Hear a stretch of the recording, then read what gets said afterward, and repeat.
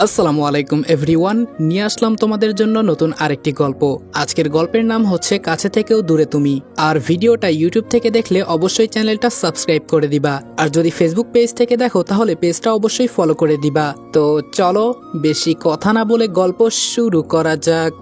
নিষিদ্ধ পল্লীর এক আলোকসজ্জিত ঘরের বিছানায় অন্তরঙ্গ মুহূর্ত কাটাচ্ছে দুজন মানবী।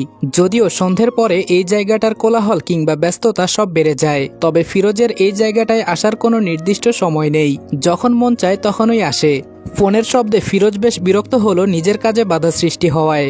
ফিরোজ ফোনটা রিসিভ করতে চাইল, তবে টুম্পা ওকে ছাড়ল না। নিজের সাথে আরো ভালো করে জড়িয়ে নিল ফিরোজকে। ফিরোজও খুব বেশি পাত্তা দিল না, তবে মুহূর্তের ব্যবধানে আবারও ফোনটা শব্দ করে চেঁচিয়ে উঠল। এবারে ফিরোজ প্রচণ্ড বিরক্ত হলো, সেই সাথে টুম্পাও। টুম্পার থেকে নিজেকে ছাড়িয়ে নিয়ে ফোনটা কানে ধরে অপর পাশে থাকা ব্যক্তিকে উদ্দেশ্য করে অশ্রাব্য গালি দিয়ে বলল, তোরে বইলা আসি নাই যে আমারে যেন এখন কেউ বিরক্ত না করে। ছেলেটা বোধ হয় একটু থতমত খেলো, তবে যেহেতু এখন কল করে ফেলেছে, কেন কল করেছে সেই কারণটা না বলে তো ফোন রাখা যাবে না। তবে প্রথমে ক্ষমা চাইতে হবে নিজের অপরাধের জন্য। ছেলেটা বলল, ক্ষমা করবেন ভাই, আসলে একখান খবর দেওয়ার জন্য আপনারে ফোন করছিলাম। ফিরোজ বলল, কি খবর? ছেলেটা বলল, ভাই বাজারে আরজু ভাবি আসছে। মুহূর্তের মাঝে ফিরোজের অভিব্যক্তি বদলালো। নিজের উন্মুক্ত বুকের উপরে মাথা রাখা টুম্পাকে সরিয়ে দিল। উঠে বসে তাড়াহুড়ো কণ্ঠে ছেলেটাকে উদ্দেশ্য করে বলল, 10 মিনিট দ্বারা আমি আসছি। ফিরোজ তাড়াহুড়ো করে ফোনটা রেখে গায়ে টি শার্টটা জড়ালো। হঠাৎ করে ফিরোজের এত তাড়াহুড়ো টুম্পার মনে অনেক প্রশ্নের সৃষ্টি করলো। এই তো একটু আগে এসে বলল আজ নাকি হাতে অনেক সময় নিয়ে এসেছে, যাওয়ার কোনো তাড়াহুড়ো নেই, তবে এখন এত তাড়া কিসের? প্রশ্নাত্মক গলায় জিজ্ঞেস করলো, কোথায় যাচ্ছ তুমি? আর কে কল করেছিল? ফিরোজ ব্যস্ত গলায় বলল, দলের একটা ছেলে কল করেছিল, আরজু এসেছে বাজারে। আরজু নামটা শুনতেই টুম্পার বুকের ভেতরটা কেমন যেন মোচড় দিয়ে উঠল। টুম্পা জানে ওর কষ্ট হওয়া উচিত না, কিন্তু তারপরও কষ্ট হলো। টুম্পা বলল, আরজু এসেছে এজন্য এভাবে আমাকে ফেলে চলে যাচ্ছ? ফিরোজ বলল, এটা তো আজকে নতুন না যে আরজুর জন্য তোমায় আমি ফেলে রেখে যাচ্ছি। পুরনো কথায় এত কষ্ট পাওয়ার কিছুই নেই। টুম্পা বিছানার এক কোণায় পড়ে থাকা শাড়িটা কোনো রকমে গায়ে জড়ালো। বিছানা থেকে নেমে ফিরোজের মুখোমুখি দাঁড়ালো। ফিরোজ ততক্ষণে বেরিয়ে পড়ার জন্য একেবারে তৈরি, যাওয়ার জন্য পা বাড়ালো। তবে টুম্পা ফিরোজের পথ আটকালে ফিরোজ বেশ বিরক্ত হয়। ফিরোজ বলল, কি সমস্যা? আটকাচ্ছ কেন? টুম্পা হাতের আজলায় ফিরোজের মুখটা নিল। চোখে মুখে তার কত আকুতি ফিরোজকে যেতে না দেবার জন্য, কত কষ্ট হচ্ছে ফিরোজ ওকে ফেলে রেখে যাচ্ছে এজন্য। দু চোখ ছলছল করছে টুম্পার, তবে সেসব কিছু ফিরোজের উপর প্রভাব ফেলতে পারল বলে মনে হয় না। বরং সে বিরক্তিকর গলায় বলল, আমার দেরি হয়ে যাচ্ছে, ছাড়ো আমাকে। টুম্পা কাঁদো কাঁদো গলায় বলল, তুমি না আমায় বলতে ফিরোজ তুমি আমাকে ভালোবাসো? তুমি না বলতে যে আমার ছোঁয়া পেলে তোমার সব দুঃখ কষ্ট দুশ্চিন্তা দূর হয়ে যায়? তুমি না আমায় বলতে আমায় কাছে পেলে তোমার পাগলামো বেড়ে যায়?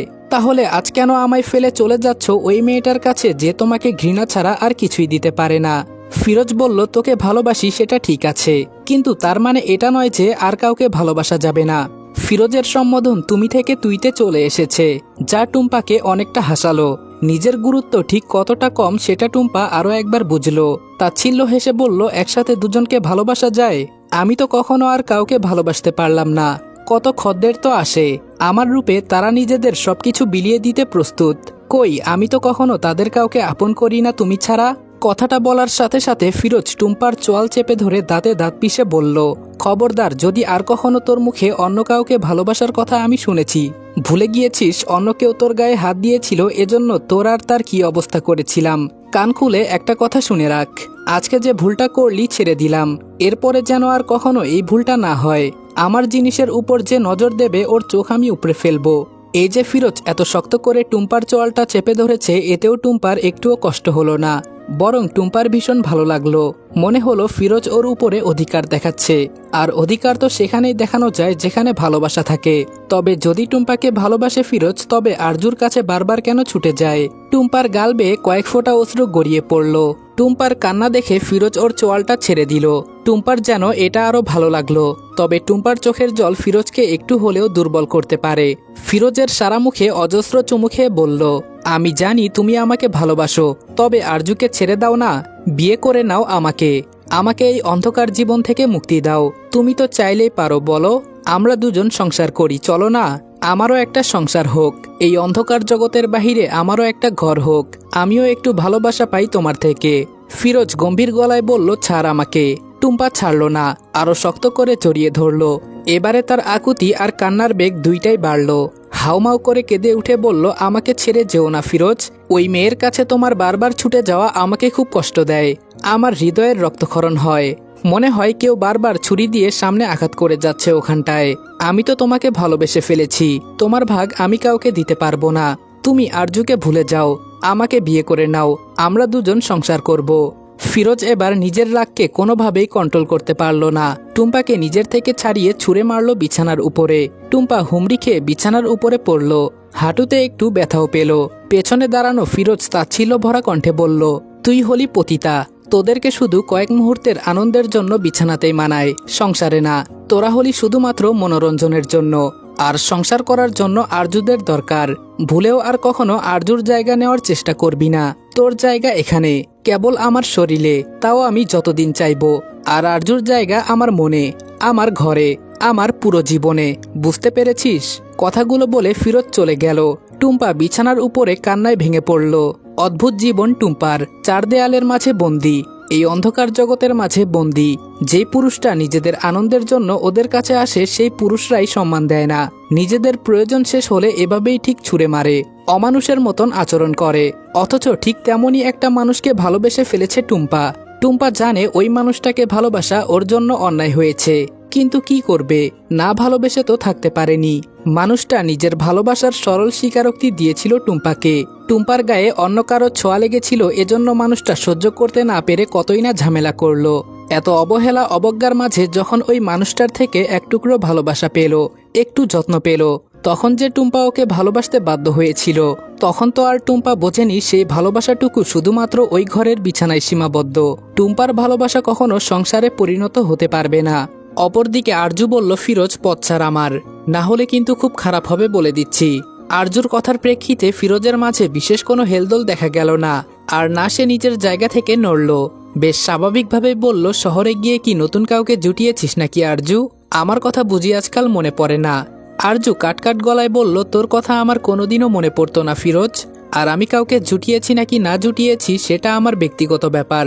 তোকে এর মাঝে নাক গলানোর অধিকার আমি দেইনি। তুই আমার পথ ছাড়। ফিরোজ বলল, আমার হবু বউ তুই, তোর সম্পর্কে জানার আর বলার অধিকার আছে আমার। আরজু ব্যঙ্গাত্মক কণ্ঠে বলল, কি বললি তুই? তোর বউ? হাসালি ফিরোজ, এর চাইতে ভালো আমি রাস্তার কোনো কুকুরকে বিয়ে করে নেব, তবুও তোকে বিয়ে করব না। নিজের নামের সাথে তোর নামটা জড়ানোর আগে আমি গলায় দড়ি দিয়ে মরব, তবুও তোর মতো দুশ্চরিত্রের বউ হব না। আরজুর কথা শুনে ফিরোজ হো হো করে হেসে উঠল। হয়তো কটাক্ষ করল আরজুকে। কোনো মজবুত খুঁটি ছাড়া আরজুর কণ্ঠের তেজটা যেন ফিরোজের কাছে খুবই হাস্যকর মনে হলো। আরজুর কাছে ফিরোজের এই হাসিটা খুব নোংরা লাগলো। অবশ্যই এই ছেলেটার প্রতিটা বিষয় আরজুর নোংরা লাগে। ফিরোজ নিজের হাসি থামিয়ে বলল, বউ তো তুই আমারই হবি, ঠিক যেমন তোর বোন আমার ভাইয়ের বউ হচ্ছে। আরজু বলল, আমাকে আপার মতন দুর্বল ভাবিস না ফিরোজ। তোর থেকে মুক্তি পাওয়ার জন্য যদি আমি নিজে মরতে পারি, তাহলে প্রয়োজনে তোকেও মারতে পারি। তোর ভাইকে বলে দিস যেন ওই বুড়ো আমার আপার সাথে ভালো ব্যবহার করে, না হলে ওর কপালে দুঃখ আছে। ফিরোজ বলল, আমাকে মারলে তোর কি মনে হয় তোর ভাই তোকে ছাড়বে? দুইবার জেল থেকে ছাড়িয়ে এনেছি ওকে, ওর পেছনে এত এত টাকা ঢালছি কি এমনি? আরজু বলল, আমি কি তোকে একবারও বলেছি যে ওকে মারতে পারবো না? ওকে যদি নিজের ভাই ভাবতাম তাহলে মারতে পারতাম না, কিন্তু আমি ওকে এই সমাজের কলঙ্ক মনে করি, যাকে মারতে আমার একটুও ভাবতে হবে না। ফিরোজ বলল, সবকিছু এত সহজ ভাবিস না। যতই হোক দিন শেষে আমার ক্ষমতা আর শক্তির কাছে তুই খুবই নগণ্য। তোকে আমার থেকে বাঁচানোর মতন কেউ নেই।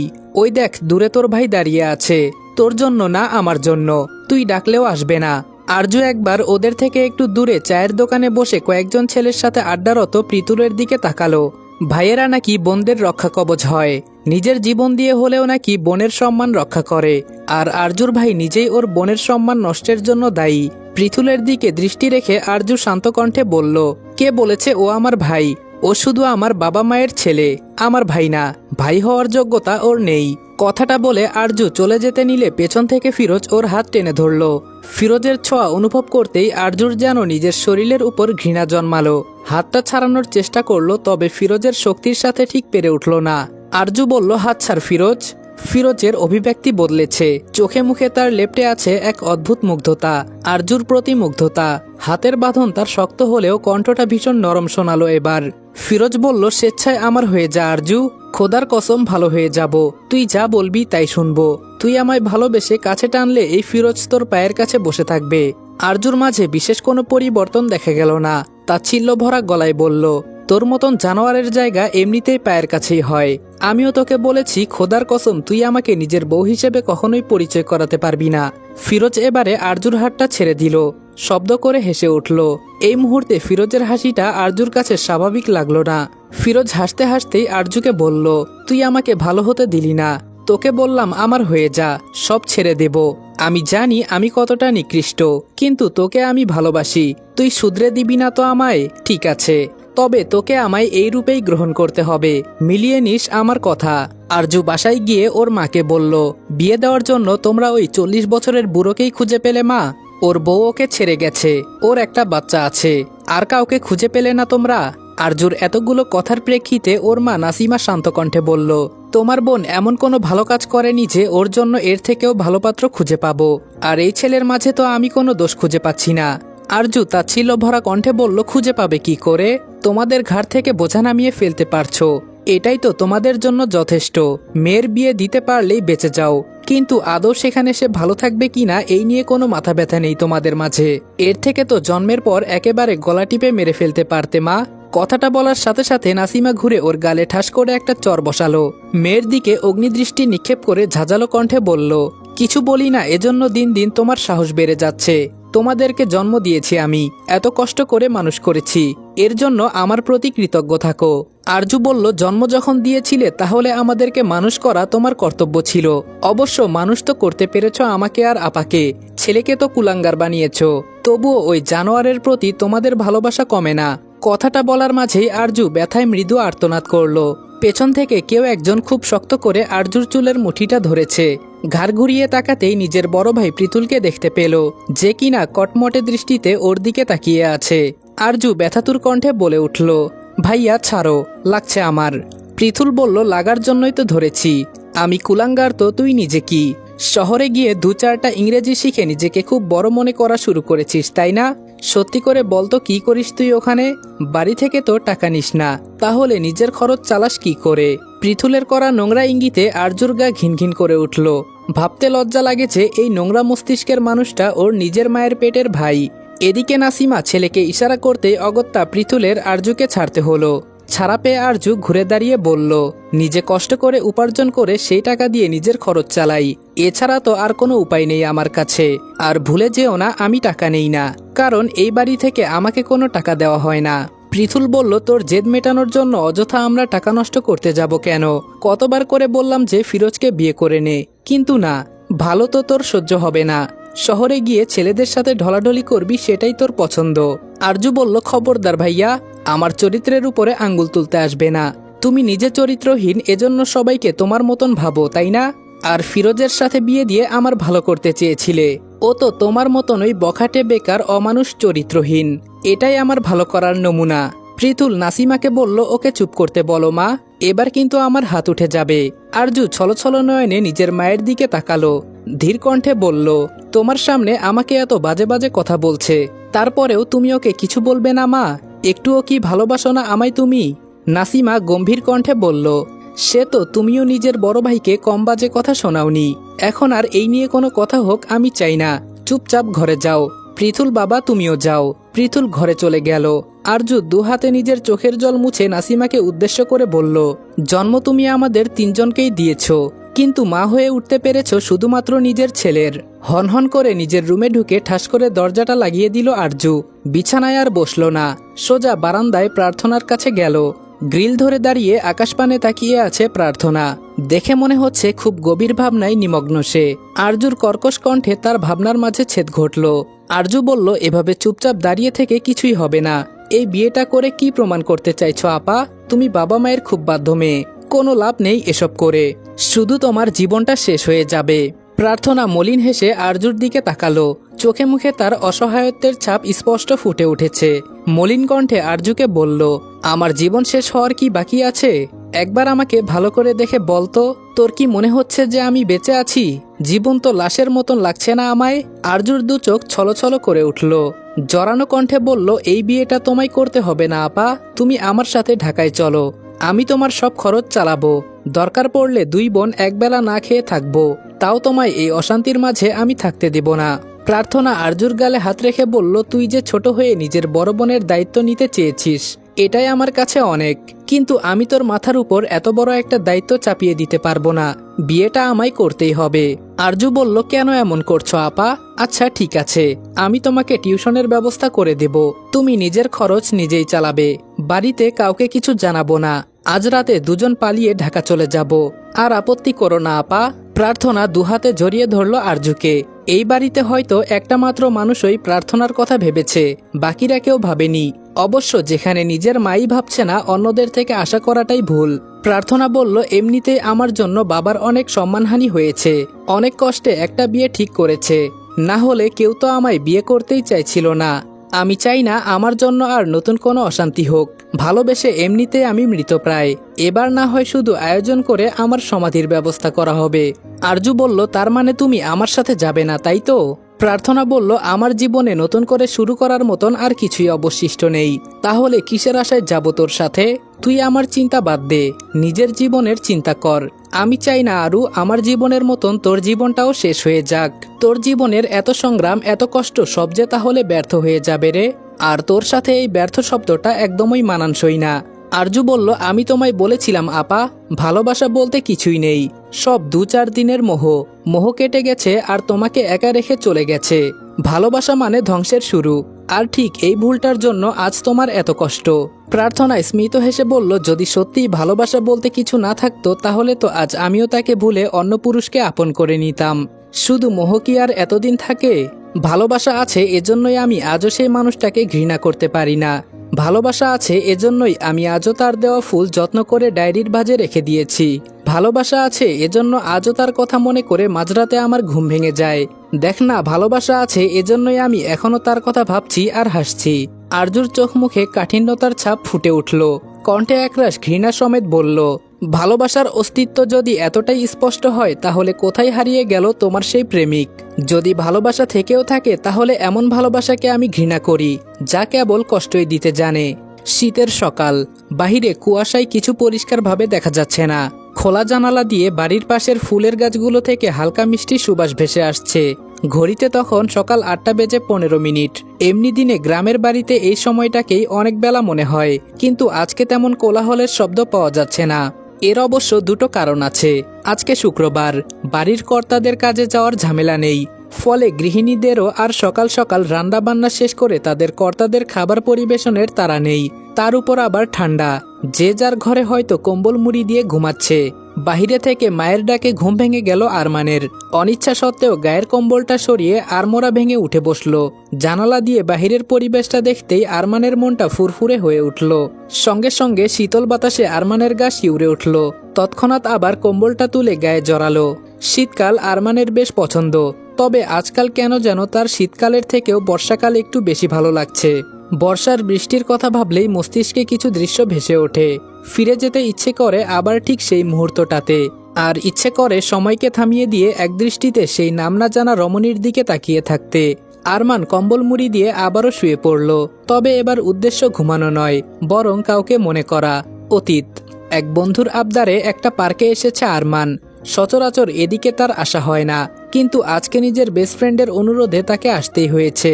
একটা ব্রেঞ্চের উপর বসে আছে আরমান, কিন্তু সেই ছেলের দেখা নেই, ফোনটাও ধরছে না। এদিকে আকাশের অবস্থাও ভালো না, যে কোনো সময় ধরণীতে বৃষ্টি নামবে। গাছপালাগুলো খুশিতে মেতে উঠেছে, বাতাসের কারণে ধুলো উঠছে। এরই মাঝে আরমান খেয়াল করলো 2-1 ফোঁটা করে বৃষ্টি পড়াও ইতোমধ্যে শুরু হয়ে গিয়েছে। আর বেশিক্ষণ বসে থাকলে আরমানকে আজকে কাকবেজা হয়ে বাড়িতে ফিরতে হবে। সেটা আন্দাজ করতেই উঠে দাঁড়ালো যাওয়ার জন্য। মনে মনে 1000টা গালি দিল নিজের বন্ধুকে, সাথে প্রতিজ্ঞা করলো যে আর কোনোদিন বন্ধুর ডাকে এই জায়গাতে আসবে না। আরমানের এসব ভাবনার মাঝেই তুমুল বেগে বৃষ্টি শুরু হলো। আশেপাশে দু একজন মানুষ যা অবশিষ্ট ছিল তারাও একটা ছাউনির আশায় ছুট লাগালো। ওদের পিছু পিছু আরমানও ছুটতে লাগলো, কিন্তু কয়েক সেকেন্ডের বৃষ্টিতেই সে প্রায় ভিজে গেছে। ফলস্বরূপ কোনো ছাউনির নিচে যাওয়ার জন্য তার মাঝে আর কোনো তারা দেখা গেল না। বৃষ্টিটা উপভোগ করতে লাগলো।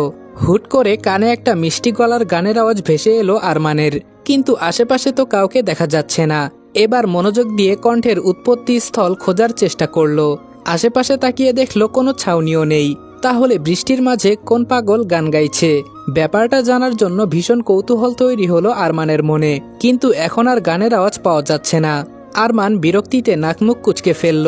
মিনিট খানেকের ব্যবধানে আবারও আরমানের কানে সেই একই কণ্ঠটা ভেসে এলো। আশেপাশে তাকাতে আরমান ডান দিকে গাছপালার ডালের ফাঁকফোকর ভেদ করে কালো চুড়িদার পরা এক জোড়া পা দেখতে পেল। লম্বা একটা সারি ধরে পার্কের সৌন্দর্য বাড়ানোর জন্য বিভিন্ন ফুলের গাছ লাগানো হয়েছে। ফলে গাছগুলো ভেদ করে রমণীকে দেখতে পেল না আরমান। সেগুলোকে পাশ কাটিয়ে অপর পাশে গেল। এদিকটাতে যে দোলনা আছে সেসব আরমানের জানা ছিল না। অবশ্য জানবেই বা কি করে, আজকেই তো প্রথম এসেছে এখানে। কিন্তু এখন মনে হচ্ছে প্রায়ই কারো খোঁজে আসতে হবে। কালো সালোয়ার কামিজ পরে একটা মেয়ে দোলনায় বসে একাই দোল খাচ্ছে। দোলনার গতি কমে গেলে নিজে আবার কষ্ট করে গতি বাড়ানোর চেষ্টা করছে। আপন মনে গান গাইছে সে। চুলগুলো ভিজে চুপচুপে হয়ে গেছে। কপালে পড়ে থাকা চুল বেয়ে টুপটুপ করে পানি পড়ছে। গায়ের রং ফর্সাও না আবার কালোও না, ঠিক শ্যামলাও বলা চলে না। তবে দেখে মনে হচ্ছে একটু যত্ন নিলে তাকে ফর্সাদের তালিকায় রাখা যায়। মুখের 2-3 জায়গায় তার ব্রণের দাগ, নাকের ঠিক উপরে একটা কালো তিল। মেয়েটা যে দেখতে খুব সুন্দর তেমন না, তবে সুন্দর, এবং যতটুকু সুন্দর তাতেই আরমানের দৃষ্টি থমকাতে বাধ্য। মেয়েটা আশেপাশে কারো উপস্থিতি এখনো খেয়াল করেনি। অবশ্য না করারই কথা, সে তো চোখ দুটো বন্ধ করে আপন মনে গান গাইছে। আরমানও আলাদা কোনো শব্দ করেনি, যার দরুন মেয়েটা তার উপস্থিতি লক্ষ্য করবে। এদিকে বৃষ্টি আর বাতাস দুটোর বেগই ক্রমশ বাড়ছে। ক্ষণে ক্ষণে আবার মেঘের গর্জনের আওয়াজও পাওয়া যাচ্ছে। আরমানের খুব ইচ্ছে করছে মেয়েটার সাথে কথা বলতে, কিন্তু কিভাবে শুরু করবে বুঝে উঠতে পারছে না। অনেক ভেবে সাহস সঞ্চয় করে বলেই ফেলল। মনটা বোধ হয় অন্য কাউকে দিয়ে দিয়েছেন, সেজন্য আর কিছুতেই লাগছে না সেটা। কিংবা হয়তো কোনো অসুখে মনটা মরে গেছে। ঠিক বললাম তো? অপরিচিত পুরুষালী কোনো কণ্ঠস্বর কানে যেতেই আরজুর গানের গলা থেমে গেল। ওড়না দিয়ে মাথাটা ঢেকে সঙ্গে সঙ্গে উঠে দাঁড়িয়ে যাওয়ার জন্য উদ্যত হতেই পেছন থেকে আরমান বলে উঠল, প্রশ্নের উত্তর না দিয়েই চলে যাচ্ছেন? আরজু ফিরে তাকালো না, গম্ভীর কণ্ঠে বলল, আমার মনের খবর জানাতে পারি এমন পরিচিত কিংবা গুরুত্বপূর্ণ মানুষ আপনি নন। তবে এতটুকু বলতে হচ্ছে, আপনার আগমন না ঘটলে আমার মনটা সত্যি ভালো হয়ে উঠত। আরমান বলল, শুকরিয়া করুন যে আমার আগমন ঘটেছে। আশেপাশে তাকিয়ে দেখেছেন একবার যে আদৌ কেউ আছে কিনা? এই পুরো জায়গাটা খালি। এসব জায়গা একটা মেয়ের জন্য নিরাপদ না। আরজু বলল, আমার প্রতিদিনের বিশ্রামের জায়গা এটা। আশপাশটার সম্পর্কে ধারণা আছে আমার। খারাপ কিছু কখনো খেয়াল করিনি কিংবা শুনিনি। আরমান বলল, বিপদ কিন্তু বলে আসে না। আরজু বলল, যেমন আপনি? আরজুর এমন প্রশ্নে আরমান থতমত খেল। মেয়েটা একটু বেশি স্পষ্ট কথা বলে। আরমান বলল, আমাকে আপনার বিপদ মনে হচ্ছে? আরজু বলল, হতেও তো পারেন। আরমান বলল, তাহলে কি আপনাকে সাবধান করতাম আমি? আরজু বলল, হয়তো ভালো সাজতে চাইছেন। আরমান বলল, কিন্তু এমনটা আমি কেন করতে চাইব? আরজু বলল, যে কারণে আগ বাড়িয়ে আমার সাথে কথা বলতে এসেছেন সেই কারণে। আরমান বুঝলো এই মেয়ের সাথে সে যুক্তিতে পেরে উঠবে না। অগত্যা অন্য প্রসঙ্গে গিয়ে বলল, আপনার নামটা কি জানতে পারি? আরজু স্বাভাবিক কণ্ঠে বলল, না, আল্লাহ হাফেজ। কথাটা বলে আরজু আর সেখানে এক মুহূর্তও দাঁড়ালো না। চোখের পলকেই সে চলে গেল। আরমান যেন এখনো একটা ঘোরের মাঝে আছে। মেয়েটা বড্ড ঠাস ঠাস করে প্রতিটা কথার উত্তর দিয়ে দেয়। এতগুলো কথা বলল, অথচ একটাবারের জন্য আরমানের মুখের দিকে তাকালো না। কোনো আগ্রহই নেই। তবে এত কিছুর মাঝে একটা কাজের কাজ হয়েছে, আর তা হলো আরমান জানতে পেরেছে যে আরজু প্রতিদিন এখানে আসে। এখন মনে হচ্ছে আরমানকেও নিয়ম করে এই জায়গায় আসতে হবে। বর্তমান পুরনো কথাগুলো ভাবতে ভাবতেই আবারও ঘুমিয়ে পড়েছিল আরমান। আর এবার বাহিরে থেকে মায়ের ডাকের পাশাপাশি দরজায় জোরে জোরে করাঘাতের আওয়াজও হলো। এত জোরে আওয়াজ কানে যেতেই আরমান ধরফরিয়ে উঠে বসল। কয়েক সেকেন্ডের জন্য তার মস্তিষ্ক কাজ করা বন্ধ করে দিল। স্বাভাবিক হতেই তড়িঘড়ি করে বিছানা থেকে উঠে গিয়ে দরজাটা খুলে দিল। দরজা খুলতেই আমেনা বেগম মৃদু রাগী কণ্ঠে বললেন, সেই কখন থেকে ডাকছি তোকে খাওয়ার জন্য। এত বেলা অবধি কিসের ঘুম? খাওয়ার টেবিলে তোর বাবা অপেক্ষা করছে তোর জন্য, তাড়াতাড়ি আয়। কথাটা বলে আমেনা বেগম চলে গেলেন। তিনি যেমন ঝড়ের গতিতে এসেছিলেন ঠিক তেমনই ঝড়ের গতিতেই চলে গেলেন। আরমান আর কিছু না ভেবে হাত মুখ ধুয়ে খাবার টেবিলে যেতে লাগলো। অপরদিকে আরজু খাবারের টেবিলে বসে বলল, কাল সকালের বাসে আমি চট্টগ্রামে ফিরে যাব। ডাইনিং টেবিলে আরজু কথাটা বলতেই বেশ বড়সড় একটা বিস্ফোরণ ঘটার মতো পরিস্থিতি তৈরি হলো। প্রার্থনা ভয়ার্ত দৃষ্টিতে মোমেন সাহেবের দিকে তাকালেন, যিনি রক্তচক্ষু নিয়ে আরজুর দিকে তাকিয়ে আছেন। অথচ মেয়েটার সেসবে কোনো মাথা ব্যথা নেই, চুপচাপ আপন মনে খেয়ে যাচ্ছে। প্রার্থনা বুঝল আজ আবারও একটা অশান্তি হবে। প্রার্থনার ভাবনার মাঝে মোমেন সাহেব গম্ভীর কণ্ঠে আরজুকে বলল, 1 সপ্তাহ পর তোমার বোনের বিয়ে, সেটা তুমি জানো না? আরজু খেতে খেতেই স্বাভাবিক কণ্ঠে বলল, না জানার কিছুই নেই। মোমেন সাহেব বললেন, তারপরও যাওয়ার কথা বলছো কোন আক্কেলে? আরজু এবার খাওয়া ছেড়ে নিজের বাবার দিকে তাকালো। দৃষ্টি তার অত্যন্ত শান্ত এবং স্বাভাবিক। আরজু বলল, বিয়েটা আপার, আমার থাকা না থাকাতে কিছু যায় আসে না। মোমেন সাহেব বললেন, বড় বোনের বিয়েতে ছোট বোন কেন নেই? এই নিয়ে পাত্রপক্ষের লোকজন প্রশ্ন করলে কি উত্তর দেব আমরা?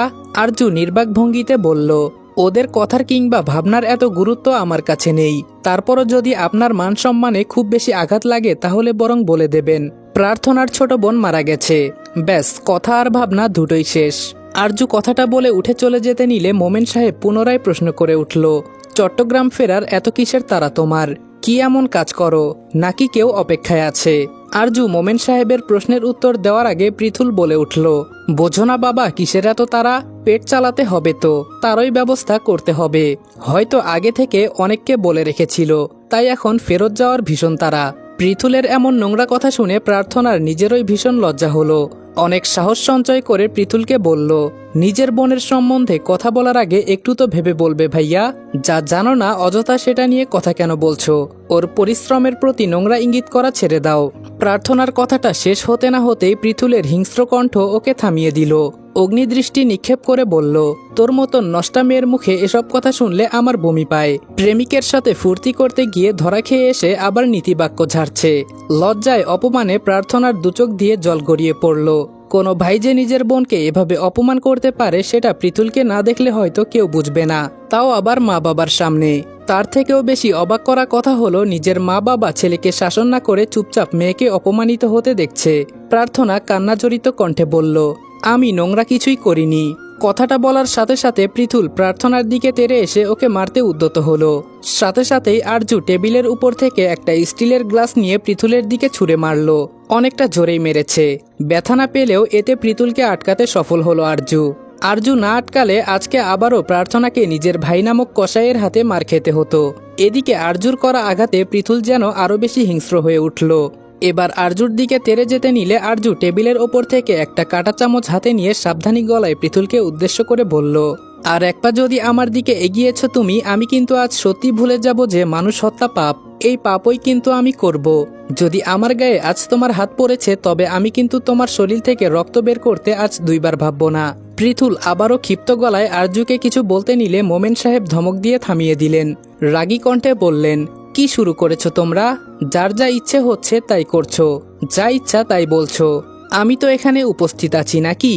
আরজু তাচ্ছিল্য ভরা কণ্ঠে বলল, আপনি না বললে তো বুঝতামই না যে আপনি এখানে উপস্থিত আছেন। তা কেন আছেন?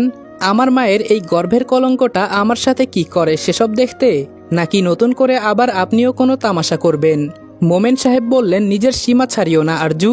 আরজু বলল, এই কথাটা আগে নিজের ছেলেকে বলুন।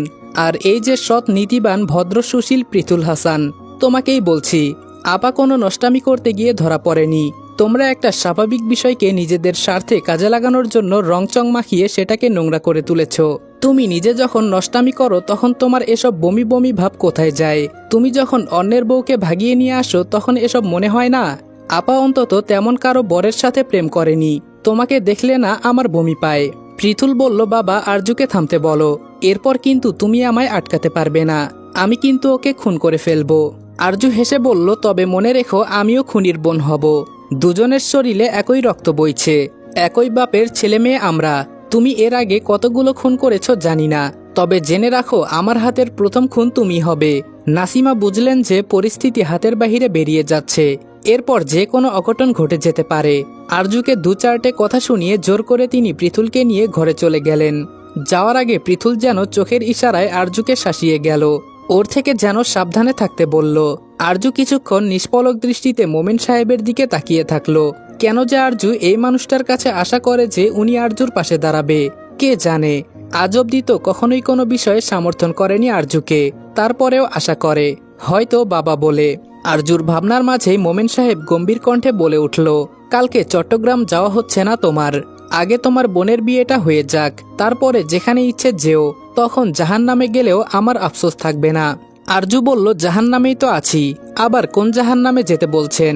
এর থেকেও আরো কষ্টে থাকা যায় এমন কোনো জায়গা আছে এটা আমি জানতাম না। খোদা তো তার বান্দাদের দিয়ে দুনিয়াতেই জাহান্নাম দেখিয়ে দিল, আর কত শাস্তি পাবো? মোমেন সাহেব বললেন, প্রার্থনার বিয়ে না হওয়া অবধি তুমি যাবে না কোথাও। আরজু বলল, চোখের সামনে 40 বছরের বুড়োর সাথে আবার বিয়ে আমি দেখতে পারবো না। অন্যের জীবন নষ্ট হতে দেখতে আপনারা খুব পছন্দ করেন, তাহলে বরং ওটা আপনারাই দেখুন। আমি একটা রক্তে মাংসে গড়া মানুষ, আমার মাঝে একটু হলেও মনুষ্যত্ব আছে, তাই এসব আমি সহ্য করতে পারবো না। আমি যখন বলেছি যাব, তার মানে যাবই। কথাটা বলে আরজু চলে যেতে নিলে পেছন থেকে মোমেন সাহেব হুঁশিয়ারি দিয়ে বলল, মনে রেখো, কাল যদি তুমি আমার কথা অমান্য করে বাড়ির বাহিরে পা রেখেছ, তাহলে কিন্তু আর কোনোদিন এই বাড়িতে পা রাখতে পারবে না। এই বাড়ির দরজা তোমার জন্য চিরদিনের মতো বন্ধ হয়ে যাবে। যা করবে ভেবেচিন্তে করো। আরজু পেছন ফিরে তাকিয়ে হাস্যোজ্জ্বল মুখে বলল, আলহামদুলিল্লাহ। ওই যে একটা কথা আছে না, ছিটকিনি দরজার দুই পাশেই থাকে। মনে রাখবেন, আমিও ঠিক সেটাই করব। বছরে 2-1 বার আসতাম আপার জন্য, সেই আপাই যদি না থাকে এমনিতেও আর এই জাহান্নামে আসবো না। আমার আপা হচ্ছে মরুভূমির বুকে ফোটা এক পবিত্র ফুল। অতদূর থেকে মাঝে মাঝে ওর আবদারে ওকে সতেজ করতে আসতাম, কিন্তু এখন তো আপনারা সেই ফুলটাকে উপড়ে ফেলছেন। কিসের খোঁজে আমি আসবো তাহলে? কথাটা বলে আরজু সেখান থেকে চলে গেল, পিছু পিছু প্রার্থনাও চলে গেল। মোমেন সাহেব ওর যাওয়ার পথে কটমট দৃষ্টিতে তাকিয়ে থাকলেন শুধু। এই মেয়ের কথা আর যুক্তির সাথে তিনি কোনোদিনও পেরে উঠতে পারেননি। আর নিজের এই পরাজয়ই হয়তো আরজুর প্রতি ওনার রাগের সবথেকে বড় কারণ। মেয়েদের কাছে হেরে যাওয়া মানে যে পুরুষত্বের প্রশ্ন ওঠা, যা ভীষণই অসম্মানজনক। প্রার্থনা বলল, তুই সত্যি আমার বিয়েতে থাকবি না আরু? প্রার্থনার প্রশ্নে আরজু গম্ভীর গলায় নির্বিকার ভঙ্গিতে বলল, বিয়ে কেন বলছো? বলো তোমার জানাজায় আমি থাকবো কিনা। প্রার্থনা একটা দীর্ঘশ্বাস ছেড়ে বলল, বেশ, তোর কথাই মেনে নিলাম। তা আমার জানাজায় থাকবি না তুই? আরজু বলল, আমার আপার জানাজায় থাকতে পারবো না আমি, আমাকে ক্ষমা করে দিও তুমি। প্রার্থনা বলল, তুই না বলতি যে আমার বিয়েতে তুই নিজের হাতে সাজিয়ে দিবি আমায়? প্রার্থনার এই কথার প্রেক্ষিতে আরজু থমকালো। নিজেদের জীবন নিয়ে তাদের কত আশা ছিল, কত স্বপ্ন ছিল। সময়ের বিবর্তনে আজকে সব শেষ। আরজুকে চুপ করে থাকতে দেখে প্রার্থনা পুনরায় বলল, সাজাবি না তোর আপাকে?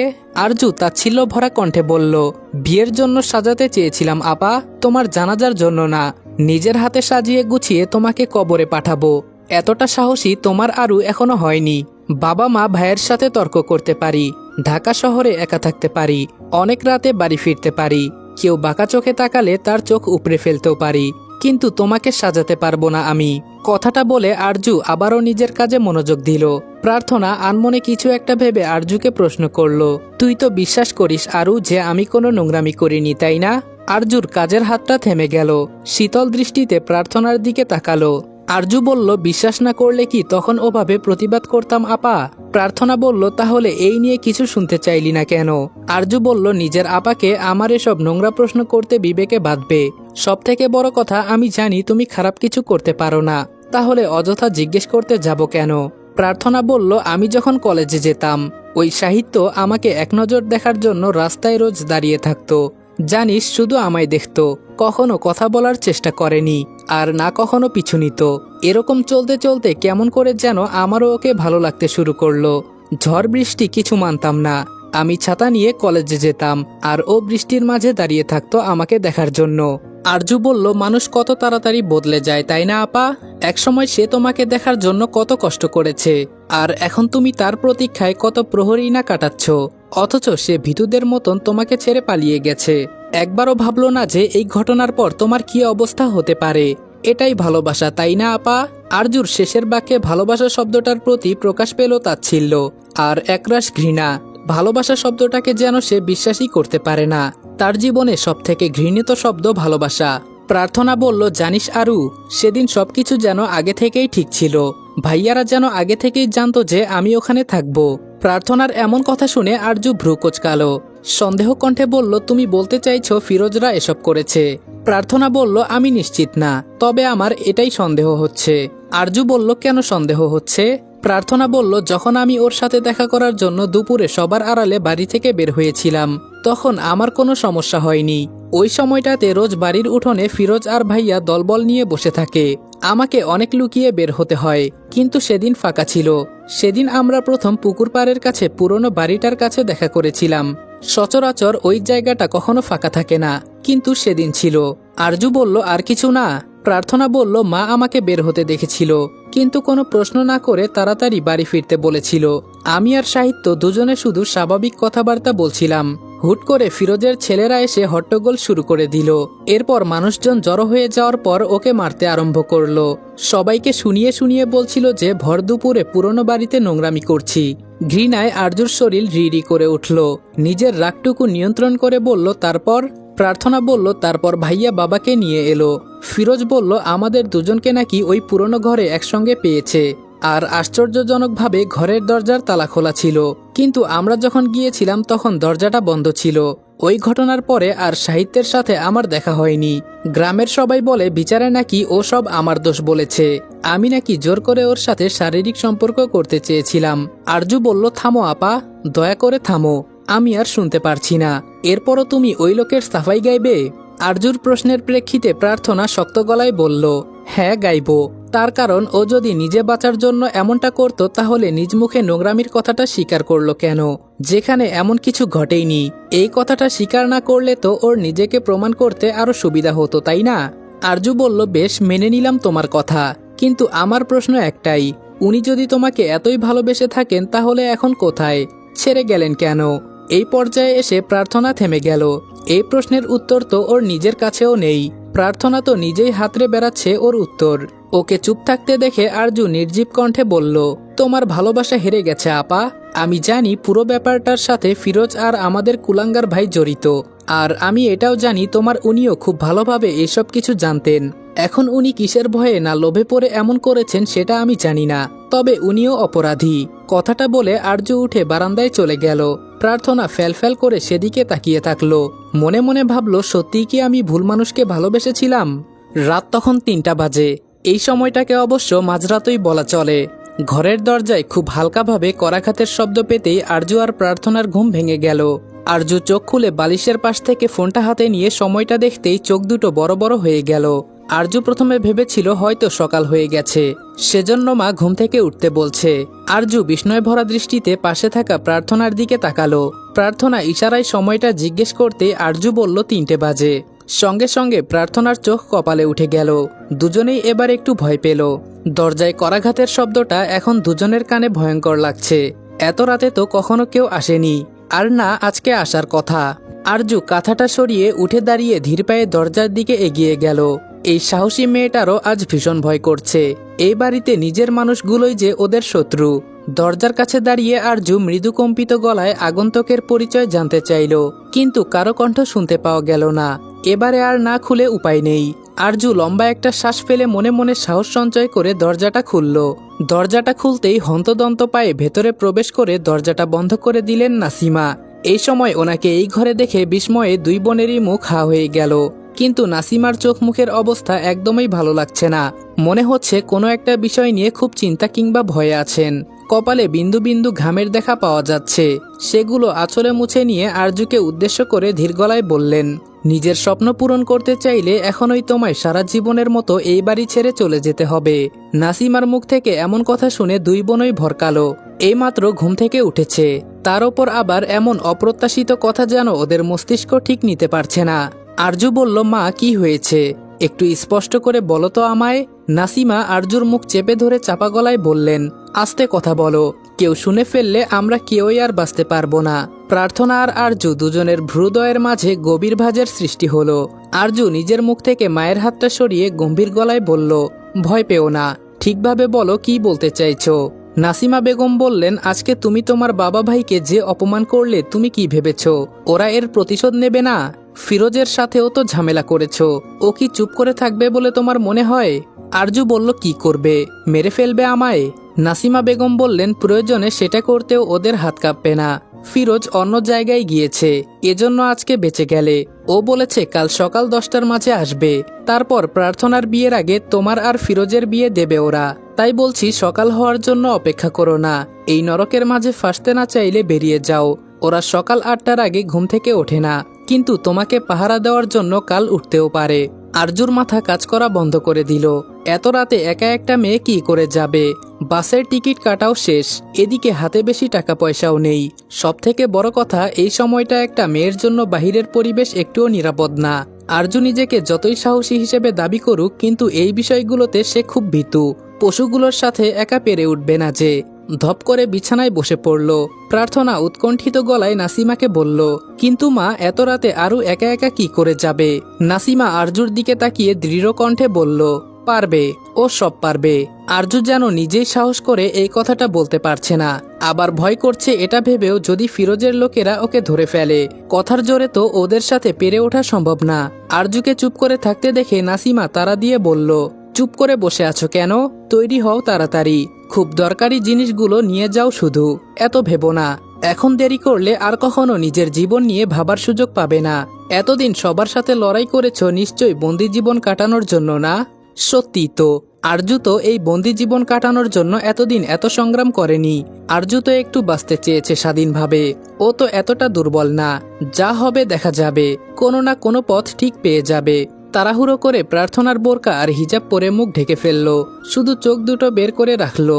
আসার সময় যে ব্যাগ নিয়ে এসেছিল সেটাও নিল না, হাত ব্যাগেই দরকারি কয়েকটা জিনিস আর টাকাগুলো তুলে নিল। এসবের মাঝে আচমকা আরজুর মনে একটা প্রশ্ন এলো, নাসিমা কেন সাহায্য করলো ওকে? নেকাবটা খুলে নাসিমার দিকে সন্দেহ দৃষ্টি নিক্ষেপ করে প্রশ্ন করল, তুমি আমাকে সাহায্য করছো কেন মা? ধরতে গেলে তুমিও তো ওদের দলেরই লোক। নাসিমা বলল, এখন এসব কথা বলার সময় না। আমি কার দলের লোক সেসব এখন ভেবে তোমার কোনো লাভ নেই। ভালোর জন্য বলছি, তাড়াতাড়ি পালাও। আমি তোমার বাবা আর ভাইয়ের ঘরের দরজা বাইরে থেকে বন্ধ করে দিয়ে এসেছি, মেন গেটও খোলা রেখেছি। কোনো রকম কোনো শব্দ না করে চুপচাপ বেরিয়ে যাও। আর নাম্বার বদলাবে, দরকার পড়লে ঠিকানাও বদলাবে। কখনো যদি গ্রাম থেকে আমি কিংবা প্রার্থনা তোমার খোঁজ করি, জানতে চাই তুমি কোথায় আছো, তাও নিজের আসল ঠিকানা কখনো বলবে না। বলা যায় না, হয়তো ওরা আমাদের ভয় দেখিয়ে তোমার খোঁজ করতে চাইলো। আর যদি কখনো এমন পরিস্থিতির সম্মুখীন হও যে ওরা তোমায় বলেছে যে তুমি ফেরত না এলে আমার কিংবা প্রার্থনার কিছু করে দেবে, তাও ফিরবে না। ওরা শুধু ভয় দেখাতেই জানে, বাদবাকি কিছু করতে পারবে না। আরজু বলল, আমি তোমায় বিশ্বাস করতে পারছি না মা। আজ অবধি কখনো কোনো বিষয়ে তুমি আমায় সাপোর্ট করনি, সব সময় আমার সব কাজে বিরোধিতা করেছো। তুমি তো ভালোই বাসো না আমাদের, তাহলে কেন আমায় সাহায্য করছো? নাসিমা নিষ্প্রাণ দৃষ্টিতে মেয়ের দিকে তাকিয়ে বলল, আমি যদি তোমাদের প্রতি নিজের ভালোবাসা দেখাতে চাইতাম তাহলে এতদিনে তোমরা টিকতে পারতে না। সাহায্য তো তোমাকে আমি অনেক করেছি, কিন্তু সবটাই লুকিয়ে লুকিয়ে। আরজু বলল, আমি তাও তোমায় বিশ্বাস করতে পারছি না। সত্যি করে বলো মা, তুমি আমায় সাহায্য করতে চাইছো তো? এজন্য আবার নতুন করে কোনো বিপদে পড়ব না তো আমি? নাসিমা মেয়ের মাথায় হাত রেখে বললেন, তোমায় জন্ম দিয়েছি আমি, এর জন্য অনেক কষ্ট করতে হয়েছে আমায়। প্রার্থনা হওয়ার পরেই তোমার বাবা ভীষণ রাগারাগি করেছিল, ওনার মেয়ে পছন্দ না। বংশে যত ছেলে হবে তত ওনার ক্ষমতা বাড়বে। মেয়েদেরকে বিয়ে দিলে তো ওরা পরের ঘরে চলে যাবে। ওরা শুধুমাত্র দুর্বলতা, ওরা কখনো তার হাতে টাকা এনে দিতে পারবে না, বরং ওদের পেছনে আরও তাকে টাকা খরচ করতে হবে। এক কবিরাজ আছে, তাকে তোমার বাবা খুব মানে। তুমি আমার পেটে আসার পর উনি দেখে বলেছিলেন যে এবারও আমার মেয়ে হবে। তোমার বাবা সেসব শুনে অনেক রাগারাগি করেছিল, আমার গায়ে হাতও তুলেছিল এবং বলেছিল যেন তোমাকে জন্ম না দেই, কিন্তু আমি সেসব করিনি। তুমি আমার পেটে থাকাকালীন অনেক লড়াই করেছি আমি, সেজন্যই বোধ হয় তুমি নিজেও এখনো এত লড়াই করার শক্তি পাও। আর কখনো বিশ্বাস করতে হবে না আমায়, এই প্রথম আর শেষবারের জন্য বিশ্বাস করে চলে যাও। আর কোনোদিন এই গ্রামে পা রেখো না। ওরা তোমাকে প্রার্থনার অজুহাত দিয়ে ডাকতে পারে, তারপরেও এসো না। নিজের যত্ন নিও এবং ভালো থেকো। আরজুকে দেখতে ভীষণ অনুভূতিহীন মনে হলো। ভীষণ স্বাভাবিক কণ্ঠে বলল, তোমাকে আর আপাকে রেখে চলে যাব, ওরা তো তোমাদেরও কোনো ক্ষতি করতে পারে। নাসিমা বলল, সেসব আমরা বুঝে নেব, তুমি যাও। আর একটা কথা, আর কখনো তোমায় বলার সুযোগ পাবো কিনা জানি না, তবে একটা কথা মনে রেখো, তুমি আমার মেয়ে, তোমায় ভালোবাসি আমি। কখনো হয়তো সেভাবে প্রকাশ করতে পারিনি, কিন্তু তোমাকে আমি ভালোবাসি। আমার সারা জীবনে যত কষ্ট হয়নি তার থেকে অনেক বেশি কষ্ট হয়েছে তোমাকে এই পৃথিবীতে আনতে। যা করেছি তোমার ভালোর জন্যই করেছি। সময়টা তখন ভোর 5টা। সেই মাঝরাতে গ্রামের রাস্তায় গাড়ি পাওয়া ছিল অসম্ভব ব্যাপার প্রায়। তবে ভাগ্য সহায় হয়েছিল। বাস স্ট্যান্ডে এসে জানতে পারল যে প্রথম বাস ছাড়বে 5:30টায়। কোনো উপায় নেই আরজুর কাছে অপেক্ষা করা ছাড়া। একবার ঢাকার বাসে উঠতে পারলে অনেকটা নিশ্চিত হয়ে পড়বে। ভেঙে ভেঙে যাওয়াটা একটু রিস্কের হয়ে যেতে পারে। কাউন্টারে গিয়ে বসে রইল। দুশ্চিন্তাগুলো সব একেবারে জেঁকে ধরেছে। আরজু না হয় বেঁচে চলে এলো, কিন্তু সকালে ঘুম থেকে ওঠার পর যখন বাবা ওকে পাবে না, তখন তো সব রাগ দেখাবে প্রার্থনার উপরে। কে জানে ওর মা বলবে কিনা যে উনি আরজুকে পালাতে সাহায্য করেছে। যদিও নাসিমাকে কেউ সন্দেহ করবে না, যদি না উনি নিজ থেকে কিছু বলেন। কিন্তু প্রার্থনাকে সন্দেহ করার যথাযথ কারণ আছে। যদি ওকে মারে, যদি ওর কোনো ক্ষতি করে, বা নাসিমারই কোনো ক্ষতি করে দেয়, না আর ভাবতে পারছে না আরজু। একটু ফোন করে যে খোঁজ খবর নেবে কেমন আছে, কোনো ঝামেলা হয়েছে কিনা, সেই উপায়টাও নেই। হাত ঘড়িতে সময় দেখলো 5:20। একটু আগেই বাস এসে গেছে। অনেক যাত্রী উঠেও পড়েছে। আরজু বাসে ওঠার আগে ভাবলো 1 বোতল পানি কিনে নেওয়া দরকার। কাউন্টারের পাশেই একটা দোকান খোলা পেল। ভাবলো ওই দোকান থেকে পানি নেওয়া যাবে। দোকানে যেতে নিয়ে হুট করে থেমে গেল আরজু। তাড়াহুড়ো করে পেছনে ঘুরে তাকালো। খেয়াল করলো হৃৎপিণ্ডের গতি কয়েকগুণ বেড়ে গেছে। ফিরোজ এখানে কি করছে? নাসিমার কথা অনুযায়ী ফিরোজ তো শহরের বাইরে ছিল। তাহলে এত সকাল সকাল তার ওপরে বাস স্ট্যান্ডে কি করছে? তাহলে কি ওরা সব জেনে গেছে? আরজুকে কি ধরতে এসেছে? ওর কি আর পালানো হবে না? এতগুলো বছরের এত সংগ্রাম কি তবে সব মিথ্যে হয়ে গেল? আরজু জোরে জোরে কয়েকটা নিঃশ্বাস ফেলে নিজেকে স্বাভাবিক করার চেষ্টা করলো। খুব স্বাভাবিক গতিতে গিয়ে বাসে উঠল। টিকিটে সিট নাম্বারটা দেখে বেছে বেছে নিজের সিটটাতে গিয়ে বসে জানালাটা বন্ধ করে দিল। এখান থেকে ফিরোজকে দেখা যাচ্ছে, তবে ওকে দেখে মনে হচ্ছে না যে আরজুর খোঁজে এখানে এসেছে। বেশ স্বাভাবিক দেখাচ্ছে। সিগারেট খাচ্ছে আর নিজের চামচাদের সাথে কথাবার্তা বলছে। আরজু একটু নিশ্চিত হলো। আবারও হাত ঘড়িতে সময় দেখে নিল। এখন 25 বাজে। বাসটা ছাড়লে যেন আরজু প্রাণ ফিরে পায়। এই কয়েকটা মিনিটই আর যেতে চাইছে না। মনে হচ্ছে কয়েক ঘন্টা পেরিয়ে যাচ্ছে, তবুও বাস ছাড়ছে না। অবশেষে বাসটা ছাড়লো। ফিরোজ এখনো দোকানে দাঁড়িয়ে আছে। বাসটা ধীরে ধীরে চলতে শুরু করলো এবং খুব তাড়াতাড়ি ফিরোজ দৃষ্টিসীমানার বাহিরে চলে গেল। একটা স্বস্তির নিঃশ্বাস ফেলল আরজু। এই যাত্রায় অন্তত বেঁচে গেছে। পরে কি হবে সে না হয় পরে দেখা যাবে।